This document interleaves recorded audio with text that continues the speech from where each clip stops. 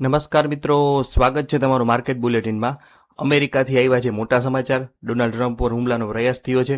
આજે વોશિંગ્ટન ડીસીથી એક અત્યંત ચોંકાવનારા સમાચાર સામે આવી રહ્યા છે.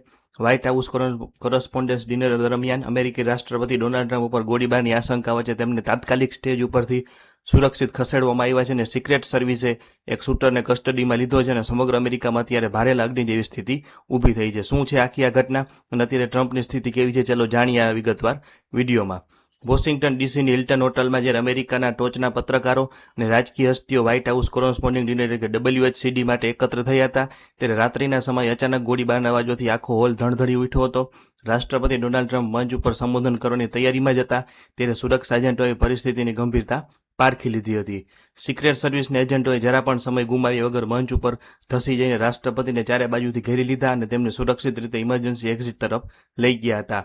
આ નાસભાગ દરમિયાન એજન્ટોના વાયરલેસ સેટ ઉપર શોર્ટ્સ ફાયરના મેસેજ સતત ગૂંજતા રહ્યા, જેનાથી ત્યાં હાજર સેંકડો મહેમાનોમાં ગભરાટ ફેલાઈ ગયો હતો. આ હુમલો માત્ર રાષ્ટ્રપતિ પર જ નહીં, પરંતુ અમેરિકાની આખી ટોચની લીડરશીપ પર હોઈ શકે તેવી આશંકા વચ્ચે સુરક્ષા દળોએ કાર્યક્રમમાં હાજર ઉપરાષ્ટ્રપતિ JD વાન્સ અને કેબિનેટના તમામ મંત્રીઓને પણ તાત્કાલિક લોખંડી સુરક્ષા કવચ હેઠળ બહાર કાઢ્યા હતા. અને પ્રાથમિક તપાસમાં જાણવા મળ્યું છે કે આખી ઘટના વ્હાઇટ હાઉસના મુખ્ય મેગ્નોમીટર સ્ક્રીનિંગ એરિયા પાસે બની હતી, જે સૌથી સુરક્ષિત માનવામાં આવે છે. સિક્રેટ સર્વિસના કોમ્યુનિકેશન ચીફ એન્થોની ગુગ્લિએમ્લીએ સત્તાવાર રીતે પુષ્ટિ કરી કે તમામ પ્રોટેક્ટિક્સ જેમની સુરક્ષાની જવાબદારી સિક્રેટ સર્વિસની છે સંપૂર્ણપણે સુરક્ષિત છે અને તેમને કોઈ ઈજા પહોંચી નથી. ઘટનાની ગણતરી મિનિટોમાં જ સિક્રેટ સર્વિસ અને વોશિંગ્ટન પોલીસના જવાનોએ વળતી કાર્યવાહી કરીને શંકાસ્પદ શૂટરને દબોચી લીધો છે. તમે ઇમેજ પણ સ્ક્રીન ઉપર જોઈ શકો છો. સોશિયલ મીડિયા ઉપર વાયરલ થઈ રહેલી તસવીરોમાં સશસ્ત્ર કમાન્ડો એક વ્યક્તિને કસ્ટડીમાં લેતા જોવા મળે છે. જોકે આ હુમલાખોર કોણ હતો અને તેનો ઈરાદો શું હતો તે અંગે હજુ સઘન પૂછપરછ ચાલી રહી છે અને કાયદા અમલીકરણ એજન્સીઓએ પ્રોટોકોલ મુજબ આખી હોટલ અને આસપાસના વિસ્તારને સીલ કરી દીધો હતો અને તમામ મહેમાનોને સુરક્ષિત રીતે પરિસર ખાલી કરવા સૂચના આપી હતી. આ ઘટનાએ અમેરિકાની રાજધાનીમાં સુરક્ષા વ્યવસ્થા ઉપર ફરી એકવાર મોટા સવાલો ઊભા કરી દીધા છે. ત્યારબાદ સતત ટ્વીટ આવતા કરે છે અને પરિસ્થિતિ થાળે પડ્યા બાદ રાષ્ટ્રપતિ ટ્રમ્પે પણ સોશિયલ મીડિયા દ્વારા તેમના સમર્થકોને આશ્વાસન આપ્યું હતું કે તેઓ સુરક્ષિત છે અને સિક્રેટ સર્વિસની કામગીરીના ભારોભાર વખાણ કર્યા હતા. તેમણે પોતાની પોસ્ટમાં લખ્યું કે મેં કહ્યું હતું કે કાર્યક્રમ ચાલુ રાખવો જોઈએ, પરંતુ સુરક્ષા એજન્સીઓની સલાહ માનીને અમે હાલ પૂરતું સ્થળ ખાલી કર્યું છે.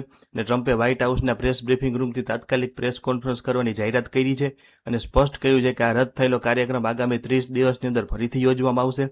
અને આ હુમલાના સમાચાર વિશ્વભરમાં વાયુ વેગે ફેલાઈ ગયા છે અને આંતરરાષ્ટ્રીય સ્તરે પણ તેની ચર્ચાઓ શરૂ થઈ ગઈ છે. તો મિત્રો, આ ઘટનાની પડેપણની અપડેટ અમે તમારા સુધી પહોંચાડતા રહેશું. જો તમને આ માહિતી મહત્વપૂર્ણ લાગી હોય તો આ વિડીયોને લાઇક કરો અને તમારા મિત્રો સાથે જરૂરથી શેર કરજો. અને શેરબજાર અને વૈશ્વિક ઘટનાઓની આવી જ સચોટ અને ઝડપી અપડેટ માટે અમારી ચેનલ માર્કેટ બુલેટિન ન્યૂઝ અપડેટને અત્યારે સબસ્ક્રાઇબ કરી લો અને બેલ આઇકોન દબાવી દેશો, જેથી તમે કોઈ પણ મોટું અપડેટ ચૂકી ના જાઓ. અમારા સાથે જોડાયેલા રહ્યો ધન્યવાદ. અને જે ટ્રમ્પ ઉપર આ હુમલો થયો છે, અમેરિકી મીડિયામાંથી જે કંઈ પણ હુમલાના વિડીયો આવ્યા છે તે આપણે ઇન્સ્ટાગ્રામની સ્ટોરીમાં રાખેલ છે, તો ઇન્સ્ટાગ્રામમાં પણ તમે ફોલો ના કર્યું હોય તો ફોલો કરી લેજો. આભાર, જોડાયેલા રહેજો.